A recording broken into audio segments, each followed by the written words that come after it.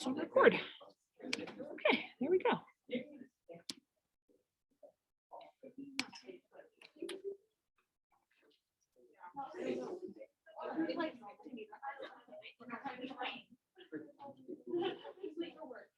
What do you think of this story? Weird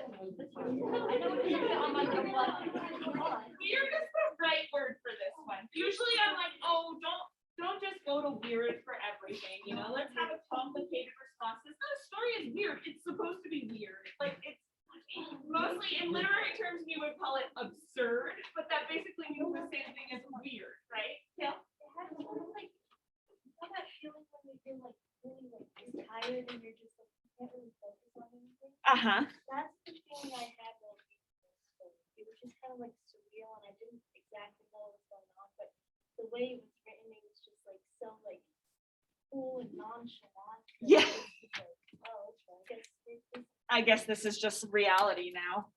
Yeah, I think that's right. That word surreal is such a good word to describe this story too. I think you're going to see that in the little presentation here, which is like, it's almost like the absurd here, the weirdness is just taken for fact and you just have to go with it. Like, it just seems like, oh, we are in a world now where people can turn into bugs. Okay, I guess I'll just go with that, right? And that kind of mimics how Gregor feels about it. What do you think about Gregor's response to being a bug?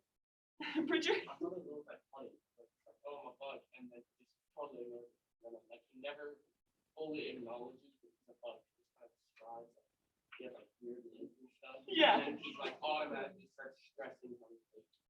Right. So it's like his immediate reaction is like, oh, okay, I'm a bug. I wish I could just stay in bed today. I better get to work fast. And then as he like is trying to do all this physical stuff to like, it seems like get to work somehow. It's just like describing him discovering new parts of his bug body, you know, like, oh shoot, I've got tiny little legs that can't do anything. Oh, I've got this domed back that makes it hard for me to get upright, you know, but he seems so nonchalant about it. And like Kale used the word cool, like he just keeps like completely kind of calm about it. And what he's worried about is his job and how much he hates his job. Yeah, Zach. I like when it goes to his family's overreacting to the fact that he's now an insect. Yeah. Like, come on, guys, it's not that big a deal. Right, right. He's kind of just like, oh, and of course they're gonna like scream when they see me. He's like frustrated with how like emotional they're being about it. Yeah, Ashton. I was gonna say, like the story I thought you were going to start different stuff aside. Like what his life would be like in his bug. They're Yeah. focusing on what his life would be like if he's like a wart or something like Right, that. right. It's like the bug seems to be incidental. The bugness of him is sort of like, well, this is an obstacle in my way. You know, now I've got yet another obstacle. Like I've got all of these obstacles in my way, and this is just another thing. Yeah, I'm a bug now. Like it's almost like he's reached this breaking point almost long before the story happened. You know, it's almost like he's just like he has already had burnout. You know, it's fourth quarter. You guys know what this feels like. He's already had burnout months ago, and so now he's waking up as a bug, and he's just like another thing, whatever. You know, and I do think it's funny. I think a lot of people will talk about Franz Kafka, this writer, and they will say that he's dark and disturbing, and he talks about, you know, what's wrong with our society. But I think he does it in a really funny way, where he's sort of like making fun of all the stupid parts of society. The fact that Gregor, you know, is stressing about work when this is his condition, it reminds me of TikToks I've seen lately of like people in the hospital calling into work and their bosses being like, you need to get here. Why aren't you here? Do you guys see that? Or is that just on my adult TikTok stream? Maybe. Okay. So there's like, you know, it for us, you know, burnt out, sort of trodden on working adults, we're getting a lot of those kind of like skits where it's people like in the emergency room, like undergoing surgery, and their boss is like saying, you know, you need to get a replacement here. Why aren't you at work? And it's kind of making fun of like the capitalist American system. I think Kafka's kind of making fun of that idea too, that Gregor wants to keep going to work when he's like clearly medically like disabled at this point. Yeah, Kale. I think it was kind of funny. Gregor was like, he didn't exactly know why his family was yelling at him. He was just like, oh, I guess I need to go catch the assistant manager or whatever. to Right. make sure that he doesn't like say anything bad about him. Right. And he doesn't like, he's just kind of confused about his mother ran out of the room and why his father isn't more concerned about him. He's just- I know. He doesn't realize that his family might not react properly to him. Because it seems like his relationship with his family is primarily about like, I'm the breadwinner. You guys are in debt. I need to go to work to get you out of this situation. So he feels trapped in that, but he also feels like that is his identity. So when he becomes a bug, he doesn't necessarily lose that identity as bread worker in his mind. He's thinking, well, now I just need to get to work in this way, because his humanity isn't what he's basing his identity on. Does that kind of make sense? We're going to get into that way more as we go. Okay, so this writer, his name was Franz Kafka. I'm just going to talk about him a little bit. My clicker's not working. So he was born in 1883 and he lived in Prague. So this story was originally published in German. He was a Jewish writer. They lived in a small town, like a primarily Jewish town when he was like very, very young. And then his family moved to Prague pretty early on. So he's kind of from this big city setting, a setting where, yeah, you have to work pretty hard to keep up the apartment in Prague. He graduated from law school. And after law school, he worked for an insurance company, which is like, sounds like such a dull job to me, like dull and soul crushing, you know, insurance companies. I'm sorry if your parents are insurance agents. I have insurance agents in my family too, but it seems like their primary purpose is making sure that people don't make claims on their insurance. You know, they're like, okay, we want people to pay into this insurance each month, and that's the way that we make money. And if they have too many claims that we have to pay out for, then we lose money. So let's try and make it so that they, you know, they can never get their claim. So it's kind of this like kind of soul crushing job in that way. It's not so much about helping people as it is about helping a company, at least from Franz Kafka's point of view. And he said, so he didn't really get literary fame. So he was working as an insurance adjuster basically for his whole adult life. He was writing short stories on the side. Many of them were not getting published. He wrote a couple novels, those got published, but they didn't get, you know, very much critical attention. And it wasn't until after his death that people discovered him and decided that he was one of the greatest writers who has ever lived. He has become a very influential writer in the 21st century. He was responsible for like some of our favorite writers, and they would like say that he is one of their favorites. So that's kind of like his legacy. He died when he was really young. He was 40. It was from tuberculosis. So he doesn't have that many works, but the ones that he does have are studied like a lot. Okay, and these are the themes that people were hearing about in Kafka's work that they really related to. This is at the beginning of the 20th century. So they are relating to alienation. Remember, he's in a city, and the cities are in the process right around this time period of becoming industrialized, like far more industrialized at a very rapid pace. And so, and it kind of, I mean, a lot of people have compared it to now, where our technology is advancing at this super rapid pace that can potentially create alienation. Because you remember, not remember, but like, think about what people were like before they moved to cities and before they got jobs with insurance companies. They were working like in fields, on farms, they were working with people in like family units. And as soon as like industrialization starts to take over, jobs become very different, and your identity isn't sort of caught up in your family anymore. It is sort of like you as somebody who has an ability to make money. And that can be a very alienating experience. What is alien? What is alienation? Yeah. It's kind of a, like you're an outcast. Yeah.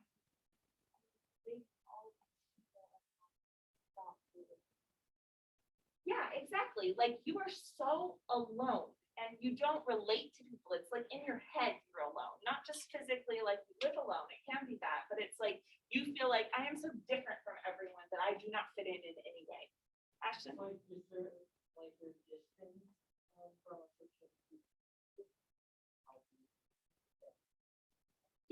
Yeah, and if we look back at who Kafka was, distanced from his religion, distanced from even his practice, because he ended up working for an insurance company, which doesn't have much to do with the law. Distanced from a literary community, like in all of these different ways in his life, he was not part of the group. Yeah, Maggie? Like, not people, people, like, people, people. Yeah. It's not reality. It's like, all this different, not saying, I don't know how to act around them kind of thing.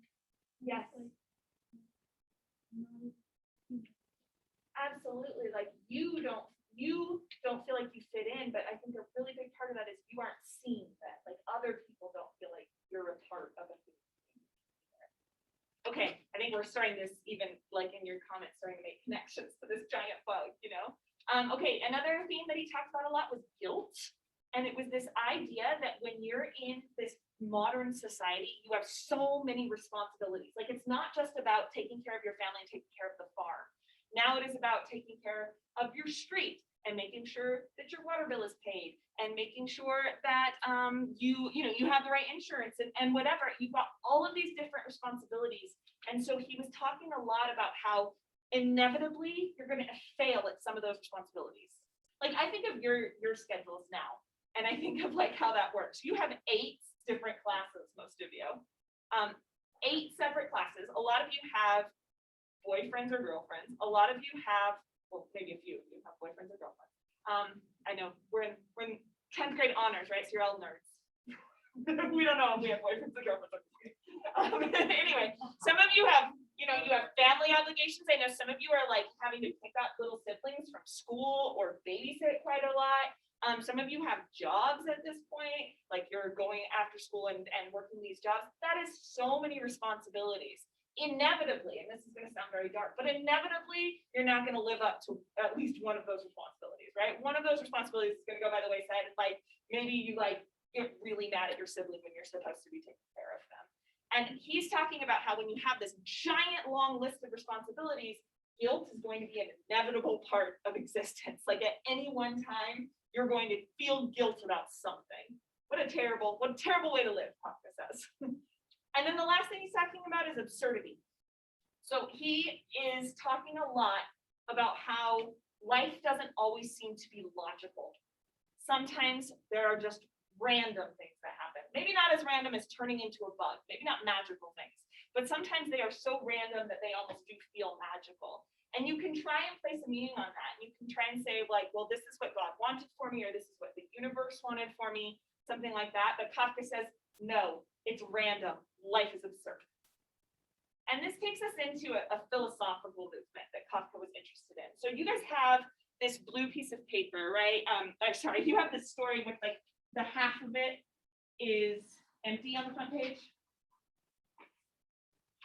Okay, cool. I want you to take some notes on just this part, which is existentialism. So Kafka was kind of the beginning of a philosophical movement.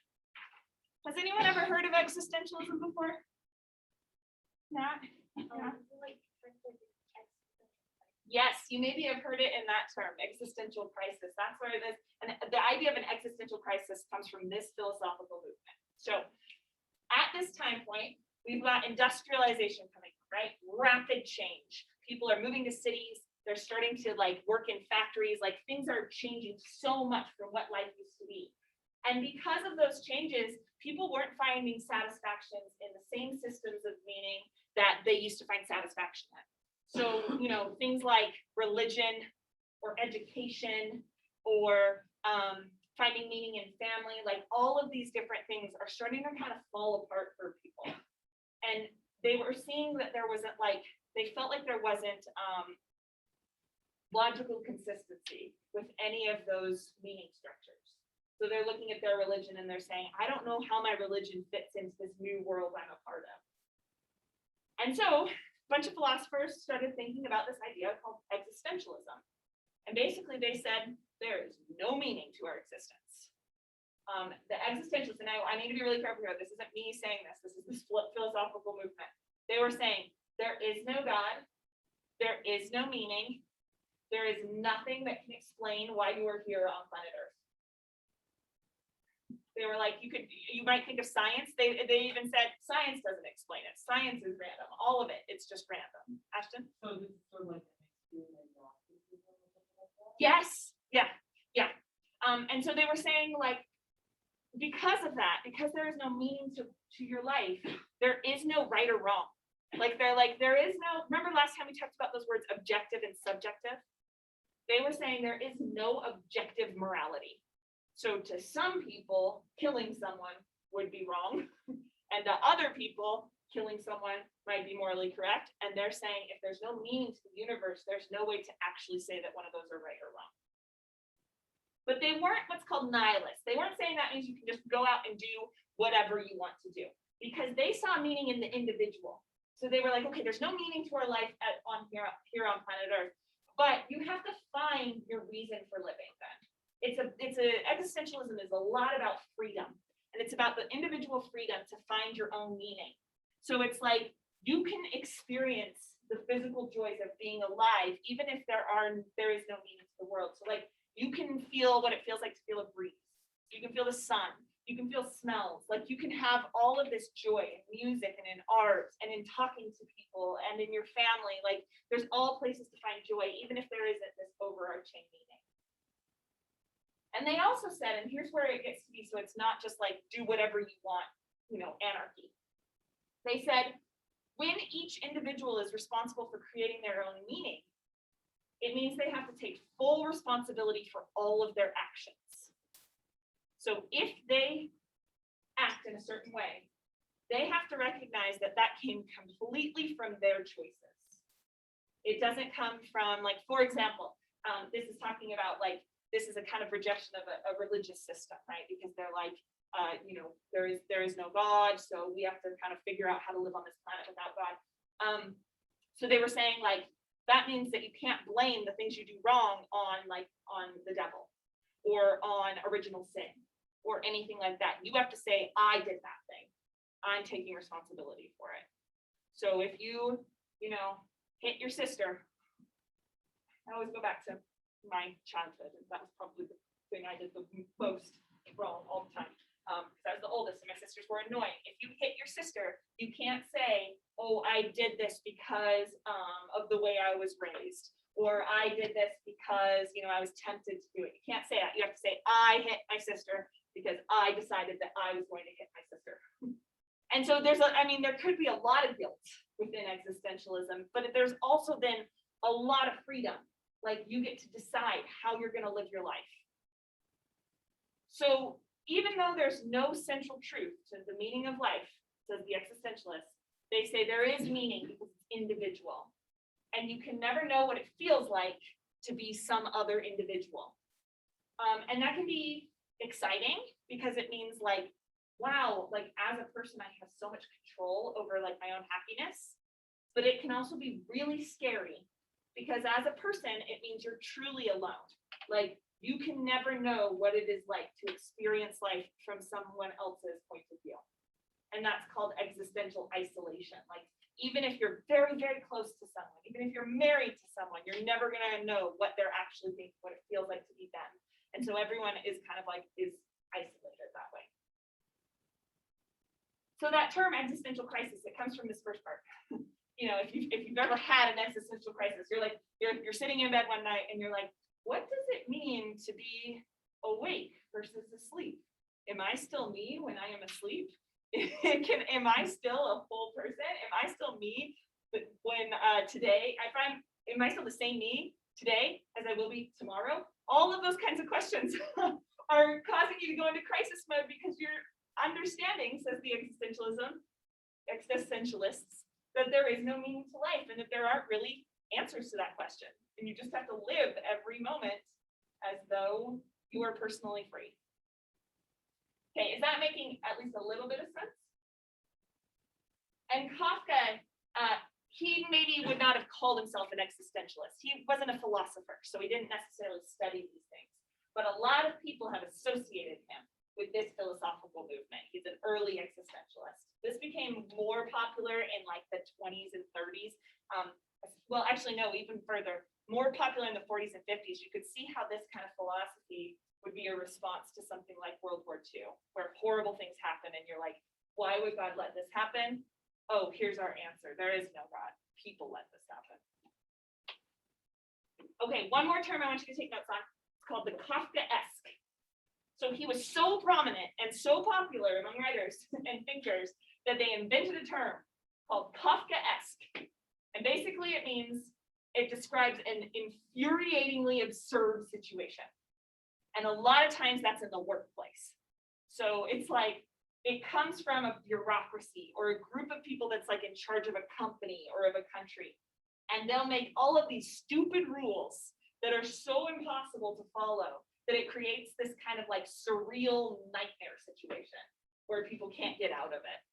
You know, it's like when you're asked to do two contradicting things by your teacher or by your boss, and you can't possibly do both. That would be a kind of Kafkaesque situation. Like, for example, I had a job once where my boss would say, when you have a problem, come talk to me. And so I would go down there and I would talk to my boss and I would say, okay, here's my problem. And his response would be, when you have a problem, you need to come talk to me. I'd say, that's what I'm doing right now. I am talking to you about my problem. He said, well, you know, when you got a problem, you just got to come talk to me. And it's like infuriatingly absurd, right? It makes you feel crazy. It's kind of like you're being gaslit a little bit. That would be like a kind of Kafkaesque situation. And I think that they're funny. I think that if you can stop being frustrated for a second, you realize how absurd life is. It's really funny, in a dark kind of way. So that's what Kafkaesque refers to. Okay. Any questions on anything that I just talked about? This is kind of our intro to the Metamorphosis.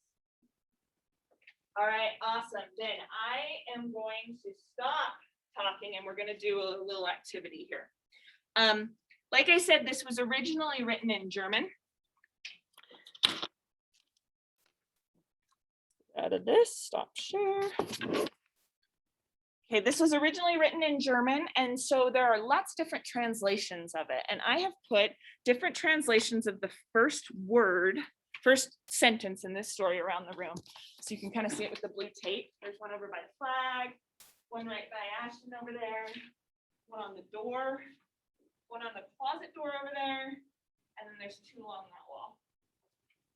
And all of those different translations, and these aren't the only translations there are, but all of them make different translation choices in how they represent his sleep, the bug itself, and the like way that it describes the bug. Because they'll use like, you know, there's words like vermin or cockroach or bug or insect, like they've all chosen to use different words. So we're going to do some annotations on each of these sentences. I'm going to have you in groups. And we're going to rotate clockwise. So just to be clear, clockwise is this way. We're going to do it from facing the board. So we're going to rotate clockwise, and I'm going to have you annotate different things when you're at the wall. So all you'll need in each group, you'll need a pencil or pen. And that is it, because it'll just be the story on the wall. Okay, so I think, how many groups do we have? 1, 2, 3, 4, 5, 6. Okay, so I'm going to have you call out your numbers and we'll just go through the rows, okay? So 1, you're 2, okay then? Call your numbers out. 5, 6.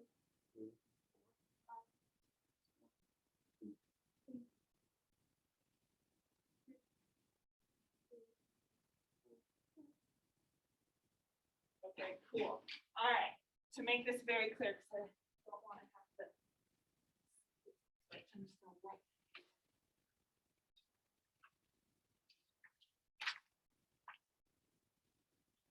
So 1s are over here. 2s are right here. 3s are over here on the door. 4s over here. 5s right here. And 6s are right there. Okay, move to your assigned spot. Okay, Ash, for you, I have put the translation exercise on Canvas. and you are just going to take some notes. I'm gonna like call out what kind of notes you're taking. You're gonna take some notes on each of those sentences, and you're not gonna do the direct translation. Start with the one, I don't remember which one it is, but start with the one right below the direct translation. And you can either print it out or you can write the notes on a separate sheet of paper. Okay, so at each point, I'm gonna tell you what to comment on. And you might want, that was the thing that you needed, a phone so that you could look up definitions, but I'm sure all of you have your phone in your pocket, yeah? Yeah, I thought so. Okay, so at this first one, look at the word that the writer uses to describe the dreams or the sleep. Okay, look that word up in the dictionary and then write the different definitions of that word on the piece of paper itself. Right by the word. Does that make sense? So right here it says uneasy. So you're going to look up the definition of uneasy and you're going to write that right next to uneasy.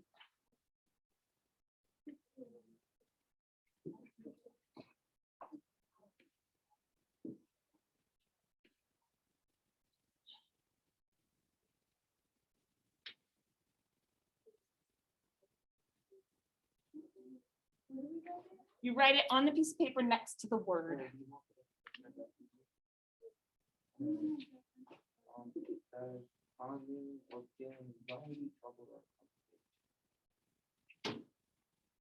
And there might be multiple definitions for the words.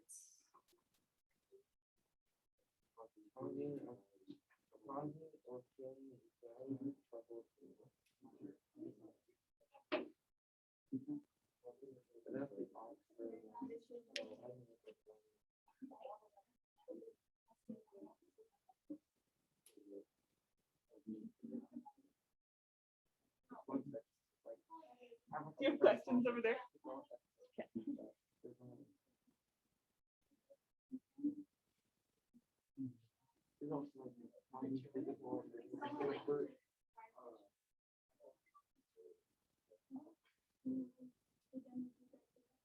Okay, has everyone written at least something on the paper?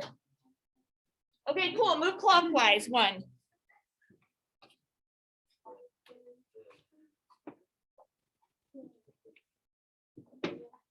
Okay, at this one, you are looking for this adjective to describe the bug.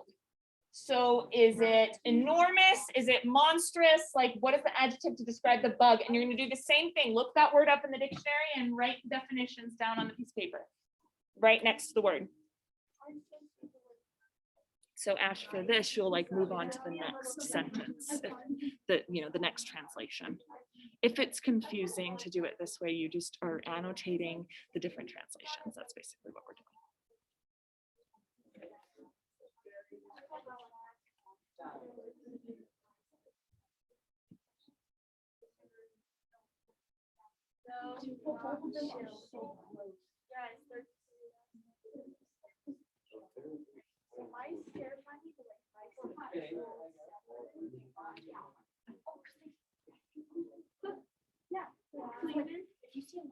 Remember when you do Google Dictionary, you can click those little down arrows and you see all the different definitions for something. So like, especially like a word like monstrous, it's got like 20 definitions. Try and choose a couple that are interesting.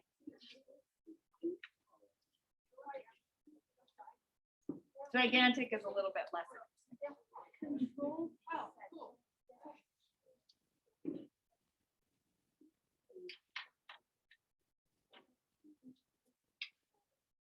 Okay, does everyone have something written down? Okay, move again, clockwise.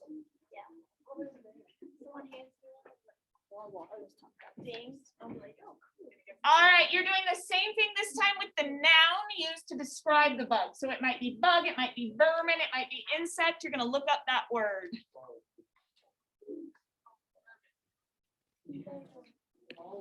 It is under the module for today.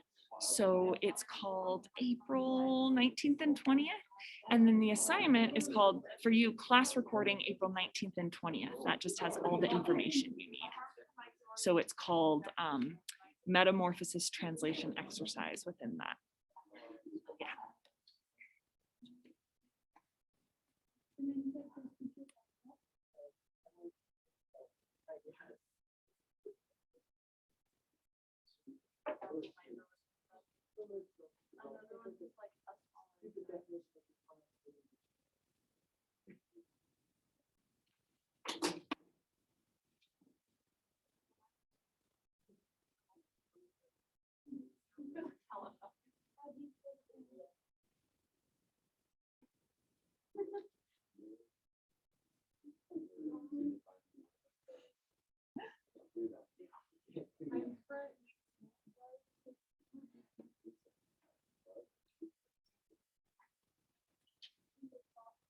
Okay. Okay, let's change again. Clockwise. It's like a boat from Montana to California. Okay, now that we've looked up some dictionary definitions, we're gonna think about some connotations. So those were denotations. We're gonna think about connotations. So for this one, you've got some choice. Choose one word in that sentence and think about the connotations of that word. So you're thinking about how that word creates a kind of tone or when you've seen that word used before, and you're writing all of those thoughts down on the paper. I want you to get lots of thoughts on the paper. So any of the words, either any of the words we've done or anything that we haven't talked about.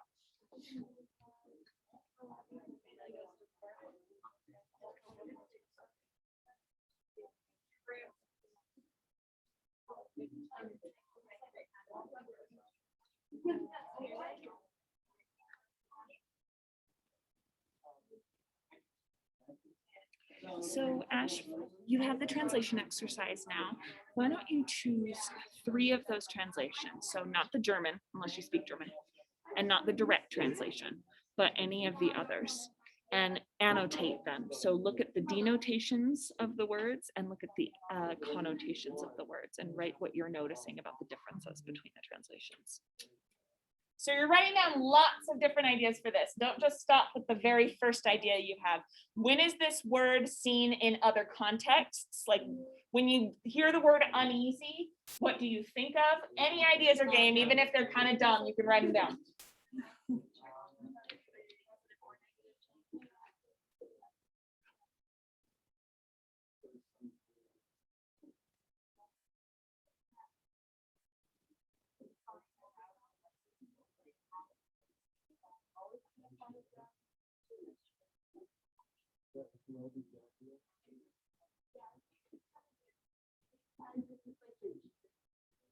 Whopping, it's a whopping.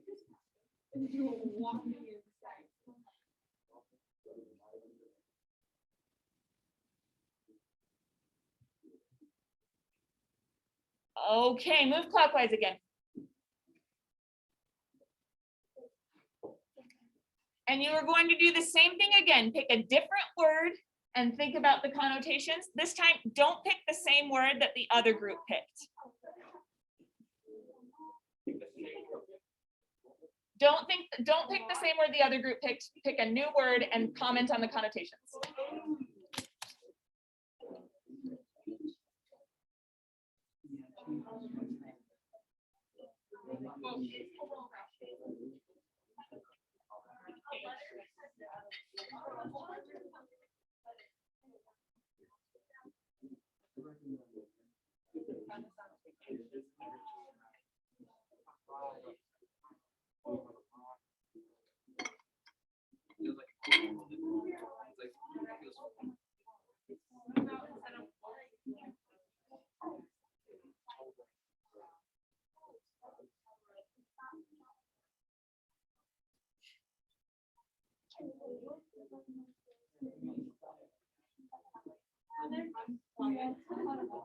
I am unquiet.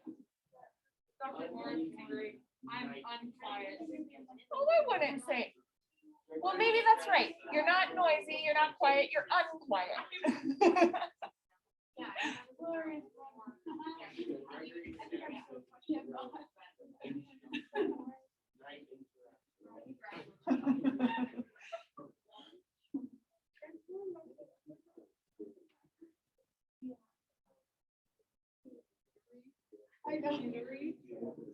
Okay, let's move again. We're doing 2 more.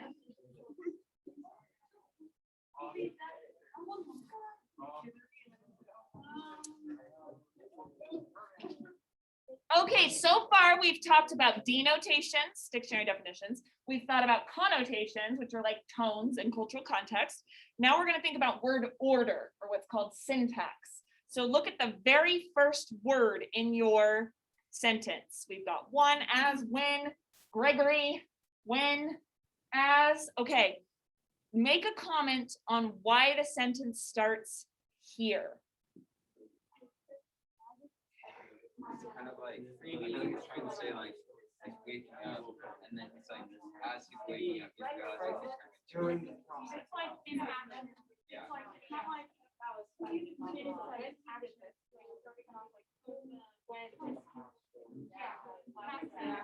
in the middle. Like Yeah, it's it's not like. it's like interrupted.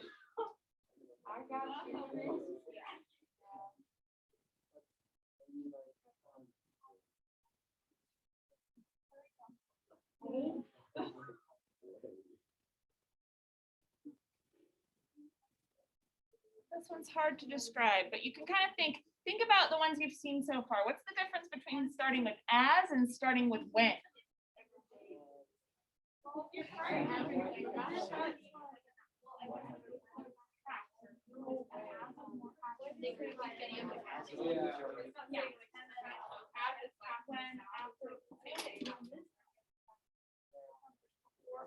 Bridger, are you trying to escape? Oh, no. I have a meeting tomorrow. I'm just kidding. No, look, literally, it just pushes open. It's because I got the magnet in there. So hopefully no criminals come to the building. All right, so let's move one more time. And you wrote down some stuff, right? I didn't tell you explicitly to do that. Okay, good. Okay, last one, we're looking at the end of the sentence. So we looked at the beginning. Now look at the end. Why does it end with this idea or this word or this image? And write down your thoughts.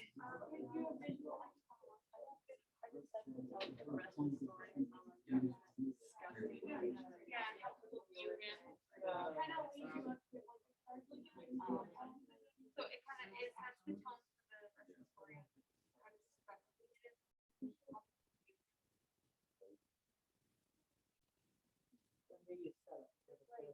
Yeah, you wait for words. That's a horrible.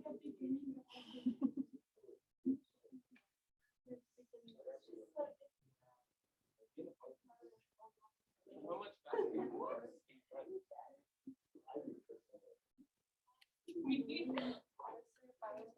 You literally are. Yeah. Yes.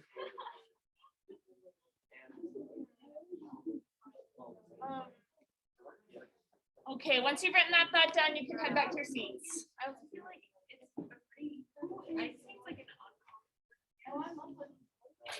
So. Technically not all folks are done. Just for a moment, don't get too comfortable.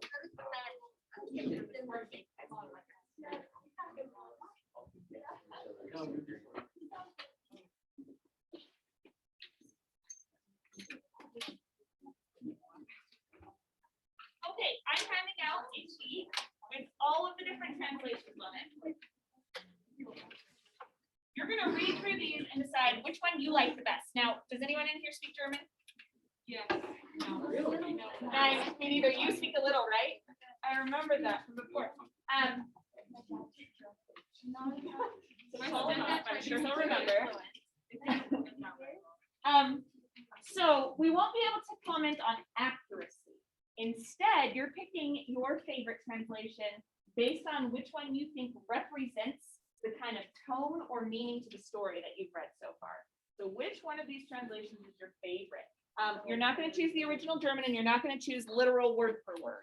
You're going to choose any of the others underneath. There is one missing. Choose literal words. The correct one. Here, I'm going to write the missing one down on the board.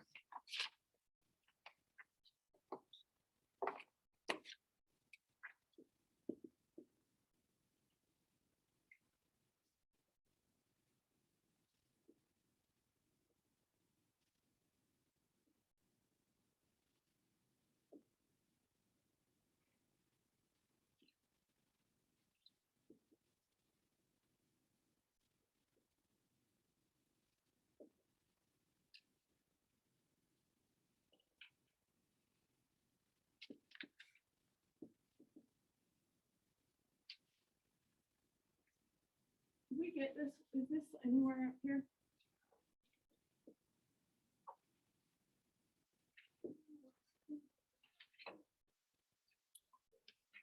It's this one. Okay, cool. Okay, I put this one on the board because it was represented on our things, but it wasn't on your sheet of paper. So if this one is your favorite, copy it onto the sheet of paper. Okay, have you put a star next to your favorite? Yes, if you choose this one, write it down on the piece of paper. I actually can.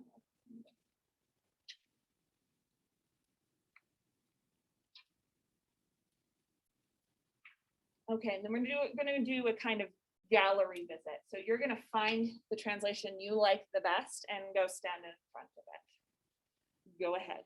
Take your white piece of paper with you.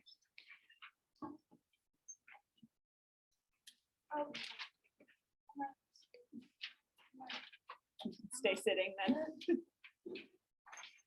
And once you get there, all you have to do is just read the different things that people had to say about your favorite translation.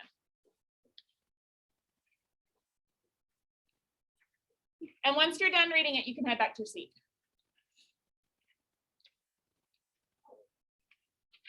Is yours this one? It's right there.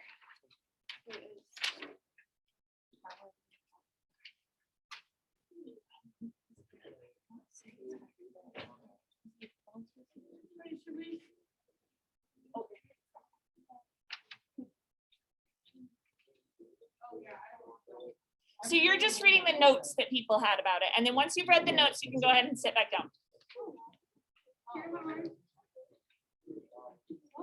She's still with me getting those annotations done on the couple translations that you like. Okay, awesome. Where you'll be able to be back with us here in a second.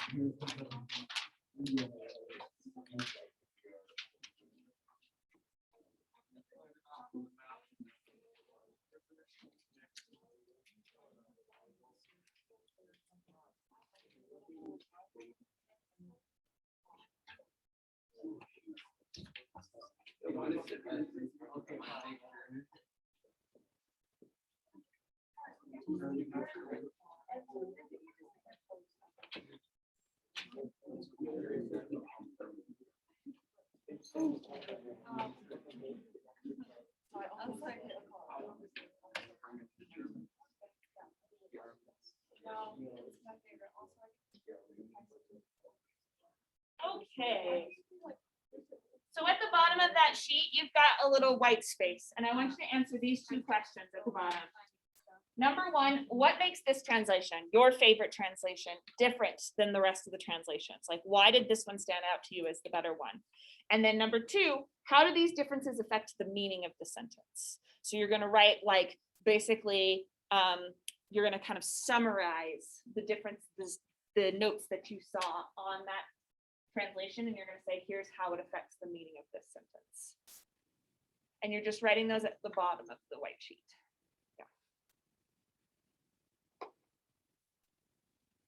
So Ash, for this one, you can just write it in the chat box. Write which one was your favorite. Write down what made it different. And write down how that affects the meaning of the sentence.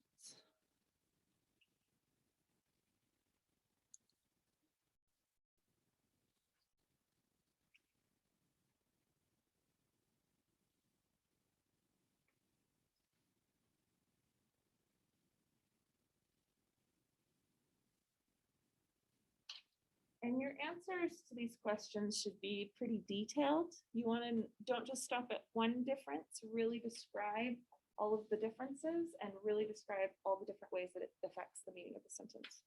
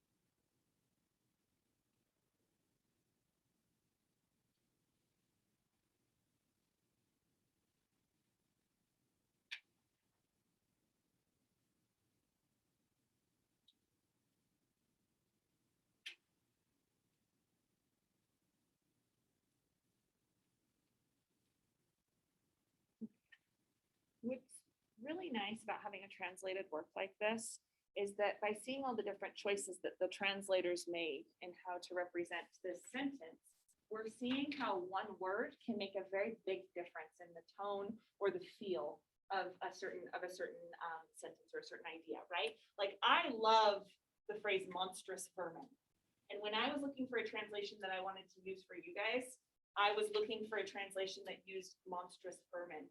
I didn't like the specificity of cockroach because I felt like that kind of put words into Kafka's mouth a little bit. Like he's not a cockroach. He's something not like he's alienated, right? He's something that has no other community. So he can't find a cockroach community and become a part of that because he is a one of a kind, unique thing. So monstrous kind of talks about that. Monstrousness is like its unique quality. It's the fact like a monster is a creature that doesn't exist anywhere else that we can't categorize. Frankenstein's monster is a monster because nothing else, there has never been another reanimated man made of different body parts. So that I like that part of it. And then vermin suggests like the kind of reaction that his family has. Like they see him as something to be feared and he's disgusting. And a vermin we learned about this when we learned about World War II. Vermin is something that you want to get rid of. So that's why they used that word vermin in propaganda all of the time, Nazi propaganda during World War II. Bridget, were you going to say something? Yeah, I was just saying, I think like the movie. Uh-huh. Yeah. Because like when it says like bugs, I feel like you imagine being this bug. Yeah. And you imagine bugs, I mean, you like stomp like an ant, but you imagine the ocean.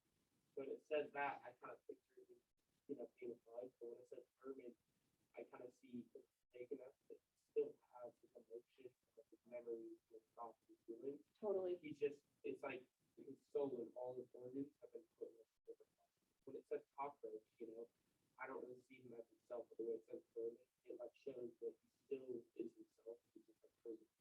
Oh yeah, absolutely. Because the bug part of it, when it is so clear about he's an insect now or he's a bug, that removes all kinds of humanity from him. But vermin we've heard used to describe humans, so we know that he could retain that humanity. And I also like that part, the some kind of, to even increase that vagueness, Yeah, Kel?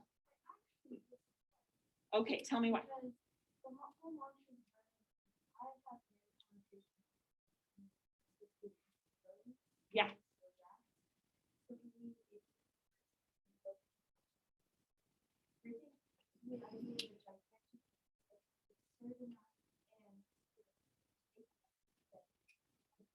oh. Yeah. Yeah, I could totally see that. So it's the specificity of the insect part that actually shows that it's like this, it's not a mammal anymore. Like, I think that's important here, that it's cold-blooded. And so it's something that's like really removed from a human in that way too. And that it's not a rat. And when you read the story, you don't want it to be thinking rat the whole time. Yeah. Maggie? I think vermin goes with it perfectly because it kind of shows how the story is so unusual. Like when I see vermin, I'm like, that's unusual to me. Like that's a word that describes something that's not normal in some cases. And in this situation, it's not normal. And so when it shows that, like also like transformed, that it's not like that word kind of like when you think of it, it's like almost immediate, almost like it just happened all of a sudden, which makes, because it the story gives you like a strange feeling, and I think that like fits perfectly, like fits the gloves. Yeah, see, in that immediacy, that's why I like, ultimately I chose this one, I can't say his name. Neugroschel. I chose that one because I like the immediacy of one morning upon wakening. This one with as Gregor Samsa woke one morning, it kind of has this sort of like, the transformation feels slower to me, whereas one morning upon wakening, it feels immediate, and that feels more absurd. So I liked that part. I'm not saying that one is correct or not, because all the people who wrote these are PhDs in literature and like very, very smart people. I'm just saying that that's like our preferences are showing like what we want to bring forward in the story. Zach and then Keegan.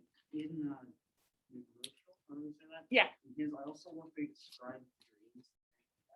agitated, because I feel like one of the words you said is uneasy, and they're very different. Agitated more implies like this really restless, as we said in the original, Mhm. like couldn't sleep, these horrible like from thinking about work, or like it's just really not too restful at all. The dream. Yeah. Uneasy is more like, oh, it's kind of a weird dream. I agree. I totally agree. Agitated is like more associated with like deep anxiety and movement, whereas uneasy is like a slightly softer tone for sure. Keegan? With that one, Yeah. it kind of like sets the tone for like this of how everyone else views him. Mhm. So like at first that's kind of how he like views himself, and then he gets used to it, and then every other person that he meets throughout the story views him that way. So it kind of sets the tone. Interesting. And that comes from like the Asgrig or Samson part and then how it moves into the vermin idea. I like that. So it's like him getting used to it first and then how everyone else is going to react to him at the end. Okay, what we have just done is called close reading. I think I've explained what that is before, but in case I haven't, there's different types of reading. Reading for fun usually means we're reading for character and plot. It's what we love to do. It's what like attracts us to literature in the first place, you know? And I still will read classics, you know, on my own, just for fun. And I won't get into stuff like I will here. I don't want to give you the impression that every single thing I read, I'm picking apart word by word, you know? That's reading for fun. There is also reading for academics. So that's when that's what you probably did when you were before you came to class. You read this story thinking about theme. You read it thinking about how different characters and settings and narrative help contribute to that theme. What we just did is we did close reading, which means that we are thinking of the details of how sentences are structured. We're thinking about denotations and connotations and sentence order and all of that stuff and how it starts to contribute to the meaning of the story. So close reading is something that you couldn't possibly do every time you read. And it's also usually not something you read. You don't read an entire short story closely like we just did, but certain things will stand out to you. And then you'll want to dedicate some time to close reading those certain sentences. So on the back of that sheet of paper that I gave you, flip it over. And we've got a little character chart here where I'm going to have you practicing close reading for the rest of class. Let's just do, I want to limit us. I want you to just do this first line for today. So just the stuff about his motivation, which we've kind of been talking about today, his like absurd idea that he's got to get to work, you know? So it says, overarching character observation. You're going to talk with your partner and you're just going to say, okay, what do we know about this Gregor Samson guy? What does his personality seem like? What does he, what does he care about? Then you're going to find a quotation and a page number. So that's when you're getting to this sort of area where you're writing the full quotation down right there. Then you get to the close reading. And for the close reading section, I want you to practice doing what we just did on each of these different translations. And I want you to write down different observations you have about the wording of that sentence. Okay, does anyone have any questions? So I'm limiting us to just doing this row because I think it takes longer than you have in class just to do that row. So you still need to work fast, but don't move on to the next one because that would show me that you're not being totally thorough with it. Okay, if you would like to work alone, you can. I think it works better in partners, but you do you. I know group work can be very painful. So work with someone if you'd like to or not, and then go ahead. Okay, Ash, I'm gonna check in here. Look at what you wrote. I like the mirror. Okay, awesome. That's the same one Kale liked, and she liked it because of the specificity of the creature a lot.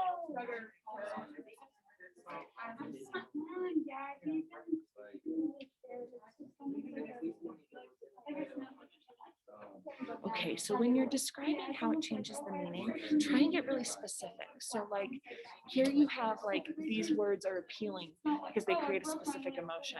Tell me which word creates which specific emotion. So in yours, why insect? What kind of specific emotion does insect create? And that will get us more to the close reading level. Okay, so the last thing to do for today, just for the next 10 minutes or so, there is a character chart on that same Canvas page. And you're just going to work on the first row, so the part about motivation.